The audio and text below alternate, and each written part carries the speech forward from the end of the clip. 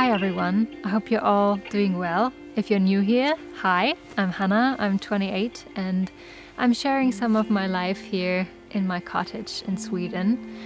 I'm currently sitting in my little vegetable garden with a view of the moon, which is pretty awesome.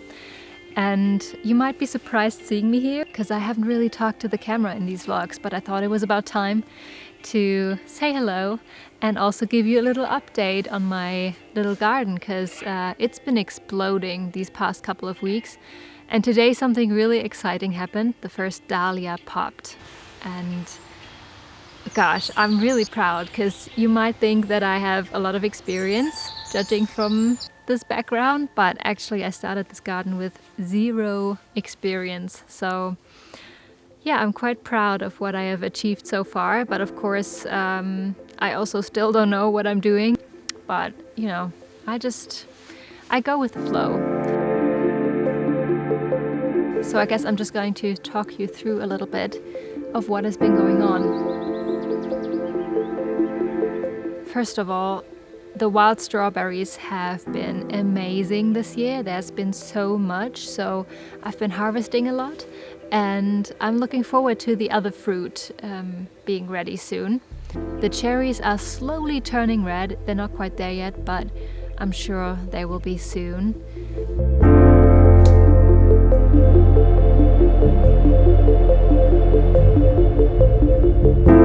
And also we have an abundance of blackcurrant bushes. And they're looking good so far, but not quite ripe yet.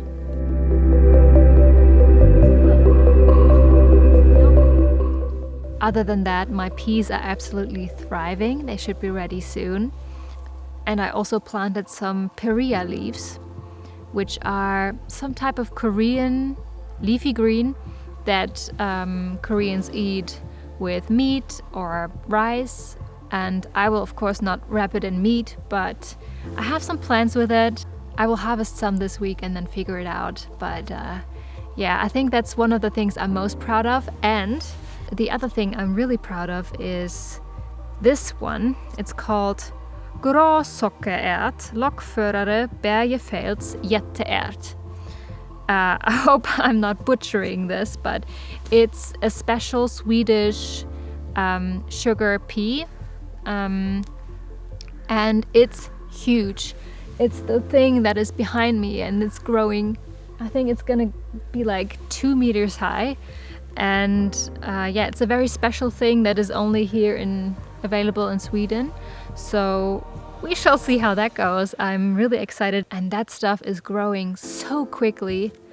I really can't keep up with the growth. I have to, I think, yeah, put some more thread on these so that they will have something to climb on.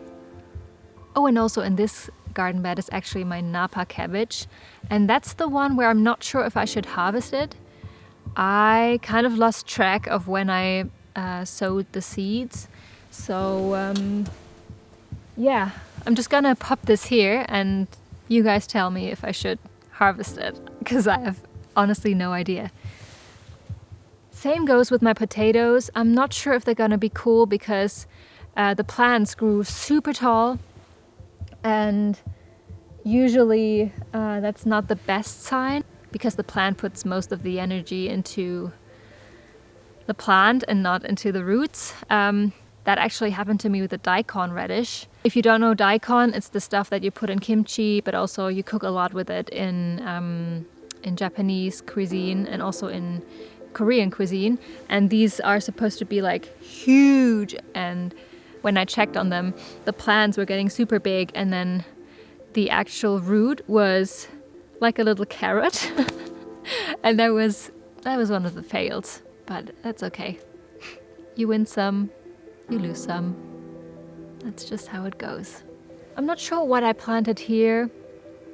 I think it's some kind of cabbage, broccoli or cauliflower, but there's nothing coming like out of it. It's just leaves and leaves, so I'm just gonna leave that there and see what happens. I have harvested a lot of Swiss chard, a lot of salads, and and also cut some green onion. This has been really nice, and also of course all of my herbs are looking great. Then I'm not sure if you can see it here, but in the back there is some black cabbage. That is looking good, at least the one that hasn't been eaten by snails. So that's a big issue that I have here in this garden. We have a lot of snails. I mean, they're everywhere, and I installed these little barriers of metal that should keep them away. That hasn't really worked out. The snails still go into the beds and eat a lot of the cabbage and everything. So I go to the beds twice a day and pick them off, which is disgusting, but it is what it is. And yeah, I just kind of live with it. The salad is eaten a little bit.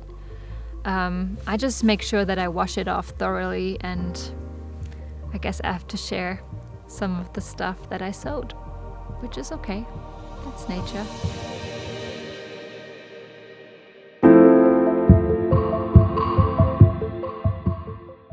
Guys, I think that's all for now. I'm sure I'm gonna make another update in a couple of weeks when there's more to show and more veggies to harvest. But so far I'm really thankful for this experience, and I hope that I can, you know, make a bit of a larger production next year, and then also not squeeze everything in so tightly, because the tomatoes have no space, the kale has no space.